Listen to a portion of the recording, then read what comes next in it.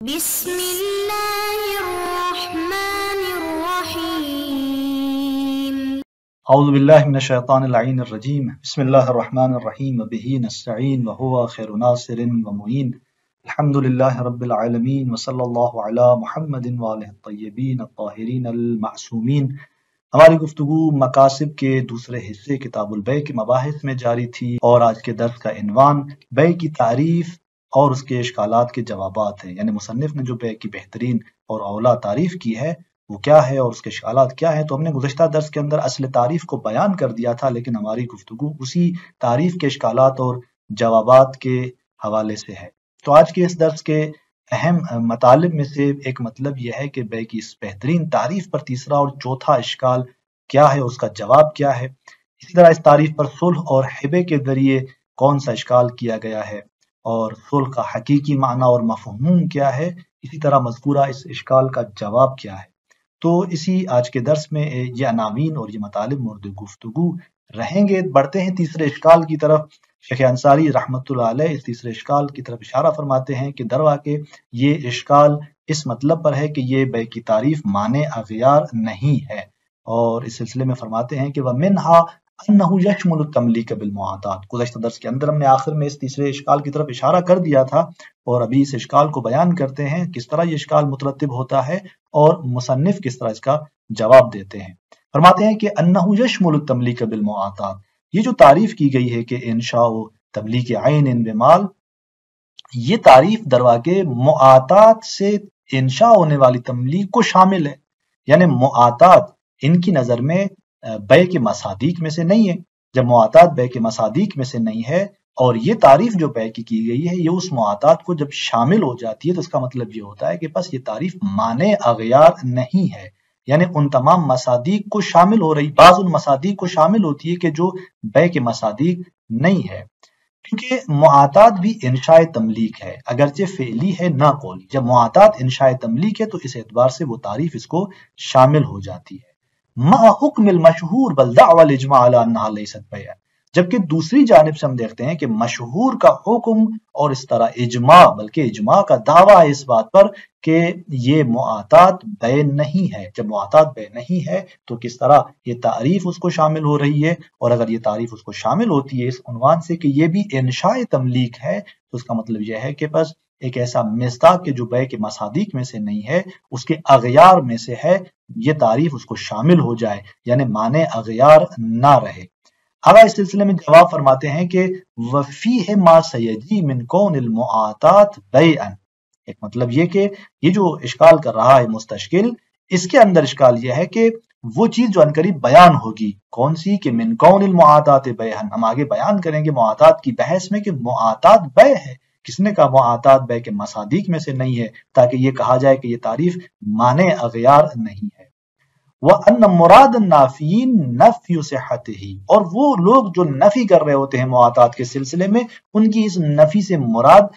اس معاطات کے صحت کی نفی ہے، یعنی وہ اس معاطات کے صحیح ہونے کی نفی کرتے ہیں کہ معاطات جو ایک بیع ہے، ایک معاملہ ہے، معاوضہ ہے بیع کی صورت میں، یہ درست نہیں ہے، وہ اس کی صحت کی نفی کرتے ہیں، یعنی اس کے بیع ہونے کا انکار نہیں کرتے۔ ایسا نہیں کہ وہ معاطات کو بیع سے خارج کرتے ہوں، بیع کے مصادیق میں سے نہ جانتے ہوں، نہیں، بلکہ یا تو وہ اس کی صحت کی نفی کرتے ہیں یا وہ اس بات کی نفی کر رہے ہوتے ہیں کہ معاطات اگر بیع ہے اور صحیح ہے تو یہ ایک ایسی بیع نہیں ہے کہ جو لازم ہو۔ یہ چوتھا اشکال اس طرح سے ہے کہ یہ تعریف معنی اغیار نہیں ہے، گزشتہ تعریف کی طرح یہ اشکال بھی اسی ہی طرح سے ہے۔ فرماتے ہیں کہ وَمِنْهَا، ان امور میں سے ایک اشکال کے جو یہاں پر مترتب ہوتا ہے وہ یہ کہ صدقہ علی الشراء فإن المشتری بقبولہ للبیع یملک ما لہ بعوض المبیع۔ فرماتے ہیں کہ یہ جو تعریف کی گئی انشاء و تملیک عین بمال، یہ تعریف صادق آتی ہے شرع پر، یعنی وہ عمل، وہ کام کے جو مشتری کا فعل ہے اسی پر یہ تعریف صادق آ رہی ہے۔ کیوں؟ اس لیے کہ مشتری جب قبول کرتا ہے اس بیع کو تو وہ درواقع تملیک کر رہا ہوتا ہے اپنے مال کی اس مبیع کے عوض کے عنوان سے، مبیع کے عوض کے اعتبار سے وہ جب اپنے مال کی تملیک کرتا ہے تو یہاں پر اگر وہ جس چیز کو خریدا ہے اس نے، اس کے مقابلے میں اس کا عوض اگر اعیان میں سے کوئی ایک عین ہو تو اس کا مطلب یہ ہوا کہ مشتری تملیک کر رہا ہے اس عین کا، کس کے مقابلے میں؟ اس مبی کے مقابلے میں۔ تو یہاں پر وہی انشاء و تملیک عین بمال جو تعریف کی گئی تھی وہ یہاں پر صادق آتی ہے، یعنی درواقع مشتری بھی تملیک کر رہا ہوتا ہے، لہٰذا اس کے فعل پر یہ تعریف صادق آتی ہے کہ انہ تملیک عین بمال، جبکہ مشتری کا یہ جو فعل ہے شراء یہ بے نہیں ہے، اور اس پر وہی بے کی تعریف صادق آ رہی ہے۔ تو آگے فرماتے ہیں کہ وفیہ ان التملیک فیہ ضمنی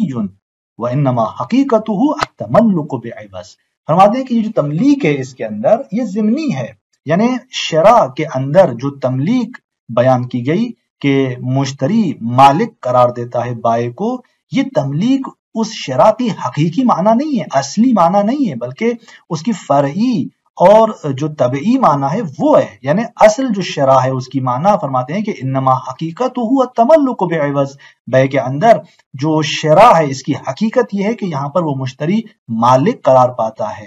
اسی مبی کا، اور بعوض ایک عوض کے مقابلے میں۔ جب شراء کی حقیقی معنی یہ تملک ہے نہ تملیک،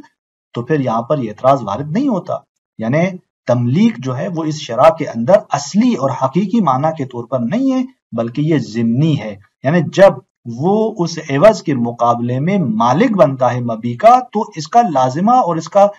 جو بطب جو یہاں پر ایک چیز حاصل ہوتی ہے وہ تملیک ہے، یعنی وہ مشتری مالک بنا رہا ہوتا ہے اس طرف سے بائع کو اپنے اس مال کا کہ جو اس مبی کے عوض کے عنوان سے وہ دے رہا ہوتا ہے۔ تو یہ جو تملیک ہے یہاں پر وہ اصلی اور حقیقی معنی میں نہیں ہے۔ لذا یہاں پر شیخ انصاری رحمۃ اللہ علیہ ایک شاہد بیان کرتے ہیں، فرماتے ہیں کہ وَلِذَا لَا يَجُوزُ الشَّرَاء بِلَفْظِ مَلَّكْتُ تَقَدَّمَ عَلَى الْإِجَابِ وَتَأَخَّرَ، یعنی جائز نہیں ہے شراء ملکتو کے لفظ سے، چاہے وہ شراء ایجاب پر مقدم ہو چاہے وہ ایجاب سے مؤخر ہو، یعنی بائع سے پہلے مشتری یہ جاری کر دے ملکتو کے لفظ سے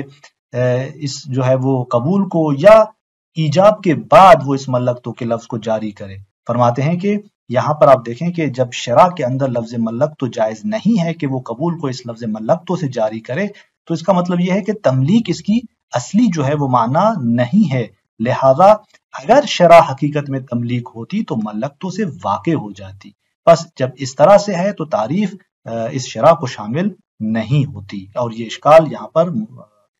مصنف کی تعریف پر وارد نہیں ہوتا۔ اسی بات سے ایک اور معنی اغیار کا اشکال بھی رد ہو جاتا ہے، یعنی فرماتے ہیں کہ یہ جو ہم نے مطلب بیان کیا شراء کے اندر، اور ہم نے یہ کہا کہ شراء کی یہ حقیقی معنی نہیں ہے تملیک، اور یہاں سے ہم نے اس اشکال کا جواب دیا کہ اگر شراء کے اندر تملیک آپ دیکھ رہے ہیں تو یہاں سے آپ اشکال نہیں کر سکتے کہ بے کی تعریف اس کو شامل ہے، چونکہ شراء کی حقیقی تعریف جو ہے وہ تملک ہے، یعنی شراء کی حقیقی جو معنی ہے وہ تملک ہے نہ تملیک۔ یہی سے ایک اور اشکال کہ جو اسی تعریف کے معنی اغیار نہ ہونے کے حوالے سے کیا جاتا ہے کہ یہ تعریف معنی اغیار نہیں ہے، تو آگے فرماتے ہیں کہ یہ جو ہم نے مطلب بیان کیا اس سے یہ اشکال دور ہوتا ہے۔ وَبِهِ يَظْهَرُ اندفاع الْإِيرَادِ بِانْتِقَاضِهِ بِمُسْتَأْجِرِ الْعَيْنِ بِعَيْنٍ، یعنی اسی مطلب سے یہ بات ظاہر ہے کہ یہ اشکال دفع ہوتا ہے کہ جس میں یہ کہا جاتا ہے کہ بے کی یہ تعریف ناقض ہوتی ہے کہاں؟ جہاں پر مستاجر جو عین کو لے رہا ہوتا ہے اس اجارے کے طور پر، لیکن عوض میں جو چیز دے رہا ہوتا ہے وہ عین دے رہا ہوتا ہے۔ اس مورد میں جہاں ایک گھر کی منفعت کو کوئی مستاجر لیتا ہے اور اجرت کے طور پر وہ عین دے رہا ہوتا ہے، تو یہ جو مستاجر کا فعل ہے آپ دیکھیں کہ اس مستاجر کے فعل پر بھی یہ تعریف صادق آتی ہے۔ کیوں؟ اس لیے کہ یہ انشاء تملیک کر رہا ہوتا ہے، عین دے رہا ہوتا ہے اس موجر کو اور اسی سے وہ منفعت لے رہا ہوتا ہے۔ تو آپ فرماتے ہیں جو ہم نے مطلب بیان کیا تھا اسی سے یہ بات بھی جو ہے واضح ہو جاتی ہے۔ کیوں؟ اس لیے کہ وجہ اندفاع یہاں پر کیا ہے؟ فرماتے ہیں کہ حیث ان الاستئجار یتضمن تملیک العین بمال اعنی المنفعہ، فرماتے ہیں کہ استئجار یعنی مستاجر کا یہ جو عمل ہے یہ استئجار متضمن ہے عین کی تملیک کو مال کے مقابلے میں، کہ یہاں سے مال سے مراد منفعت ہے، کہ یعنی یہ مستاجر جو منفعت لے رہا ہوتا ہے اس کے عوض میں یہ عین کی تملیک کرتا ہے۔ یہ عین کی تملیک کرنا اس مورد میں آگا فرماتے ہیں کہ یہ استئجار کی ضمنی معنی ہے، یہ اس کی حقیقی معنی نہیں ہے۔ جس طرح شراء کے لیے ہم نے کہا کہ تملیک اس کی حقیقی معنی نہیں ہے بلکہ تملک اس کی حقیقی معنی ہے، اور یہاں پر بھی ہم کہتے ہیں کہ استئجار کی ضمنی معنی ہے، فرعی اور طبعی معنی یہ ہے کہ وہ کیا کر رہا ہوتا ہے، تملیک کر رہا ہوتا ہے، لیکن در واقع اس اجارے کے اندر استئجار کی جو حقیقی معنی ہے وہ کیا ہے، وہ تملک ہوتی ہے، یعنی وہ منفعت کا مالک بنتا ہے اور اس کے مقابلے میں وہ اجرت دے رہا ہوتا ہے۔ تو لہٰذا ہمیں تو یہاں پر اصلی معنی کو دیکھنا ہے، اور اصلی معنی کے اعتبار سے یہ تعریف جو ہے وہ مستاجر کے اس فعل پر صادق نہیں آتی۔ یہاں پر اگلے اشکال کی طرف آگاہ اشارہ کرتے ہیں کہ جو در واقع پانچواں اشکال بنتا ہے، اور وہ بھی در واقع یہ ہے کہ یہ تعریف معنی اغیار نہیں ہے۔ صلح کے ذریعے اس تعریف پر اشکال کیا جاتا ہے اس طرح سے کہ فرماتے ہیں وَمِنْهَا انتقاض طرده بالصلح علی العین بمال، کہ یہ جو بے کی تعریف ہے نقض ہوتی ہے، اس کا طرد نقض ہوتا ہے۔ طرد در واقع اصطلاح کس کے لیے، معنی اغیار ہونے کے لیے۔ تعریف جو ہے معنی اغیار ہے تو وہاں پر طرد کا کلمہ استعمال ہوتا ہے۔ آقا فرماتے ہیں کہ اس تعریف کا یہ طرد نقض ہوتا ہے، یعنی اس کا معنی اغیار ہونا نقض ہوتا ہے، بس وہ معنی اغیار نہیں رہتی۔ کس چیز کے ذریعے، بالصلح علی العین بمال، مال کے عوض عین پر مصالحے سے۔ جب انسان ایک مال کے عوض جو ہے کسی عین پر مصالحہ کرتا ہے تو وہاں پر وہ کیا کر رہا ہوتا ہے، وہ شاید تملیک کر رہا ہوتا ہے، عین کی تملیک کو ایجاد کر رہا ہوتا ہے۔ دیکھیں مثلا مصالح کہتا ہے کہ جو صلح کر رہا ہے کہ صالحتک علی ان یکون الکتاب مثلا لک، یعنی دو شخص آپس میں جھگڑا کر رہے ہیں اور پھر اس طرح سے مصالحہ کرتے ہیں کہ وہ شخص کہتا ہے کہ ٹھیک ہے جس کتاب پر ہم نزاع کر رہے ہیں یہ کتاب تمہارا، ہم اس کتاب پر مصالحہ کرتے ہیں کہ یہ کتاب تمہارا ہوگا اور اس کے عوض میں تم مجھے جو ہے وہ کچھ مال عطا کرو گے، مال دو گے۔ تو آپ اس میں دیکھیں کہ مصالح شخص جو ہے وہ کتاب یعنی عین کو مال کے عوض تملیک کر رہا ہے۔ جب یہ مال کے عوض تملیک کر رہا ہے تو یہاں پر بھی اسی مصالح کے فعل پر یہ تعریف صادق آتی ہے، یعنی انشاء تملیک کر رہا ہے در واقع۔ تو اس طرح سے ایک جو اشکال عبارت کے اندر کیا کسی تعریف پر، وہ اسی صلح کے ذریعے کہ جہاں عین پر مصالحہ واقع ہو کسی مال کے عوض، تو اس مورد سے یہ بے کی تعریف اس کو شامل ہو جاتی ہے، جبکہ یہ صلح جو ہے وہ بے نہیں ہے، بے سے خارج ہے۔ یہاں پر یہ تعریف جو بے کا غیر ہے اس کو بے کے اندر داخل کر رہی ہے۔ اسی طرح فرماتے ہیں کہ وَبِالْحِبَةِ الْمُعَوَّضَةِ، اسی تعریف پر جو ایک اور اشکال مترتب ہوتا ہے، اسی اشکال کے ضمن میں ایک اور اشکال کی طرف اشارہ کرتے ہیں، وہ یہ کہ یہی تعریف نقض ہوتی ہے، اس کا معنی اغیار ہونا ہبے معوضہ سے، یعنی ہبے کے جو اقسام انشاءاللہ اس کی ہم اس صلح کے اعتراض کے جواب کی تفصیل کے بعد دوبارہ ہم پلٹیں گے ہبے معوضہ کی طرف، اور اس کا جب ہم جواب دیں گے تو وہاں پر کچھ تفصیل بیان کریں گے کہ ہبہ کے جو ہے وہ مختلف اقسام ہیں، ان میں سے ایک ہبے معوضہ ہے۔ اور یہ اشکال جو تعریف پر کیا جا رہا ہے کس صورت میں کیا جا رہا ہے، یہ اس صورت میں اشکال کیا جا رہا ہے کہ ہبہ جو کہ معوضہ ہو، یعنی شخص جو ہے وہ کوئی چیز کسی کو ہدیہ کر رہا ہوتا ہے اور وہاں پر شرط کی جاتی ہے کہ مد مقابل کیا دے گا، عوض دے گا۔ تو یہاں پر وہ جو شخص ہے یعنی واہب جو ہے، جب وہ کوئی چیز ہدیہ کر رہا ہے کسی کو، اور بالخصوص وہ عین کسی چیز کو کسی عین کو ہدیہ کر رہا ہے ایک عوض کے مقابلے میں، تو وہ انشاء تملیک کر رہا ہے در واقع۔ اور اس طرح سے یہاں پر یہ تعریف پر اشکال وارد ہوتا ہے کہ بس یہ تعریف اس کو بھی شامل ہو جاتی ہے جبکہ ہبے معوضہ بے نہیں ہے۔ تو یہ اشکال چھٹے اشکال کی طرف در واقع اشارہ ہے، جس کو صلح کے اشکال کے بعد توضیح دی جائے گی۔ اب اس اشکال کے جواب میں کہ جہاں کہا گیا کہ صلح جو ہے وہ اس کے ذریعے اشکال کیا جا رہا ہے اس تعریف کے اندر، تو آپ فرماتے ہیں کہ وفیہ ان حقیقت الصلح ولو تعلق بالعین لیس هو التملیک علی وجہ المقابلۃ والمعاوضہ، کہ حقیقت صلح جب وہ اگرچہ وہ عین سے متعلق ہو، چونکہ صلح کے موارد مختلف ہیں، آگے اس کی طرف اشارہ ہوگا کہ مختلف موارد ہیں صلح کے، اور اسی صلح کے مختلف موارد میں سے ایک مورد وہ ہے کہ جہاں صلح جو ہے وہ عین سے تعلق پیدا کرتی ہے، یعنی ایک عین پر مصالحہ کیا جاتا ہے، جیسے اشکال کے اندر یہ مورد بیان کیا گیا۔ تو آپ فرماتے ہیں کہ گرچہ وہ صلح عین کے ساتھ تعلق پیدا کرے، حقیقت صلح لیسا ہوا تملیک نہیں ہے علی وجہ المقابلہ والمعاوضہ، مقابلہ اور معاوضہ کی معنی میں اور اسی جہت پر صلح جو ہے وہ تملیک نہیں ہے۔ ایسا نہیں ہے کہ جب مصالحہ کیا جاتا ہے تو وہاں پر در واقع مقابلہ اور معاوضہ کی صورت پر ہو، اس معنی میں کہ ایک شخص جو ہے وہ ایک چیز کو تملیک کر رہا ہو اور مد مقابل اس عوض کے مقابلے میں جو اسی چیز کے مقابلے میں دیا جا رہا ہو، اس طریقے سے کہ یہ مقابلہ وہاں پر صدق کرے، اس طریقے سے کہ معاوضہ وہاں پر صدق کرے، تملیک اس طرح سے حقیقت صلح نہیں ہے۔ بل معناہ الاصلی ہوا تسالم، آقا فرماتے ہیں کہ اس کی جو حقیقی اور اصلی معنی ہے وہ تسالم کی ہے، توافق کی ہے، اختلاف کو ختم کرنے کی ہے، کہ یہ دونوں شخص جو ہیں وہ اس اختلاف کو ختم کر دیں. جبکہ بے میں انشاء تملیک ہے نہ تسالم، یعنی بے میں کیا کیا جاتا ہے، بے میں یعنی تملیک کی جاتی ہے، تسالم کا انشاء نہیں ہوتا. پھر اگر یہاں پر ایک شاہد مثال لے آتے ہیں کہ دیکھیں وَلِذَا لَا يَتَعَدِّي بِنَفْسِهِ إِلَى الْمَالِ، یعنی یہ جو صلح ہے یہ بے نفس ہی خود جو ہے متعدی نہیں ہوتی مال کی طرف. جب مصالحہ کیا جاتا ہے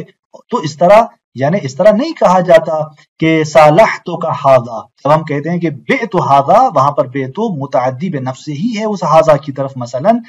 صلح کے اندر اس طرح نہیں کہا جاتا کہ صالحتو کا ہاذا، یعنی بلکہ یہاں پر کہا جاتا ہے کہ صالحتو کا علی ہاذا، اس طرح سے. جبکہ ہم دیکھتے ہیں کہ بے میں اس طرح ہے کہ بعتو کا ہاذا، یا وہاں پر کہا جاتا ہے کہ ملکتو کا ہاذا. پر صلح مرادف نہیں ہے تملیک کے. اور یہاں سے یہ بات روشن ہو جاتی ہے کہ صلح کا جو معنی ہے وہ انشاء تملیک نہیں ہے. اگر صلح کا معنی انشاء تملیک ہوتا تو جس طرح بے کے اندر بعتو کا ہاذا، ملکتو کا ہاذا اس طرح سے صیغہ جاری ہوتا ہے، صلح کے اندر بھی صالحتو کا ہاذا اس طرح سے صیغہ جاری ہوتا، وہ متعدی ہوتا خود بخود. تو بس یہ ایک شاہد ہے ہماری اس بات پر کہ صلح کے اندر اس کی جو حقیقت ہے وہ تملیک مقابلے کی بنیاد پر، معاوضے کی بنیاد پر نہیں ہو سکتی، لہذا صلح میں انشاء تملیک نہیں ہے. ہاں اسی صلح کے اندر ضمنی طور پر تملیک موجود ہے کہ جو مد نظر نہیں ہے ہمارا، اور اگلے درس کے اندر ہم اس کو آپ کے سامنے بیان کریں گے تفصیل سے کہ صلح کے اندر جو ہے وہ کس طرح سے ضمنی تملیک پائی جاتی ہے. اور پھر دوبارہ کچھ شواہد کی طرف بھی آگاہ اشارہ کرتے ہیں کہ کس طرح جو ہے وہ صلح سے ہم انشاء تملیک مراد نہیں لے سکتے. والسلام علیکم ورحمۃ اللہ وبرکاتہ.